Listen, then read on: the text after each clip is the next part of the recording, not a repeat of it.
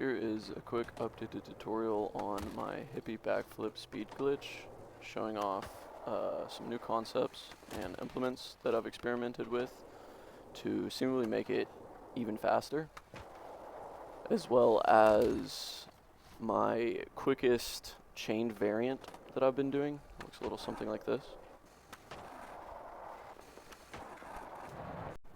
For this first example, I'll be using just the normal variant of the Hippy backflip, just like this.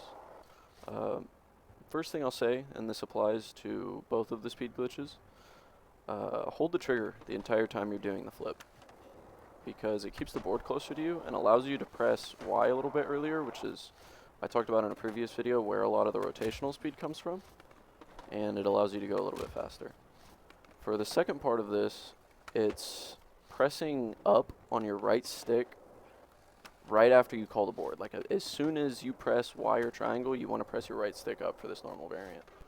And that's going to shove the nose of the board down more. Okay, let's get into what you're all probably here for, my quickest updated variant, so that you can start hitting 6 spots like this. So obviously pretty similar concept to the normal variant.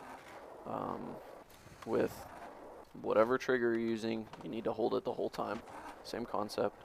However, with the right stick, how you would be pressing it up whenever you do this one, you want to pull down with your right stick instead, because instead of landing with your nose down, you're landing fakie with your tail down. So you want to pull your tail down right after you call the board. The first thing to get comfortable with for this last implement is pulling your left stick more down than to the left when doing the varial backflip.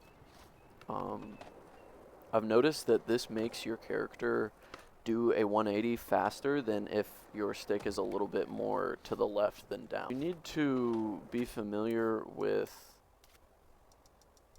the standard revert, which is just your left stick all the way to one direction and then a smooth, fluid, almost shove it kind of motion in either direction. And you're essentially just doing this after holding your stick down at that deep angle. The final product should end up looking something like this or like this.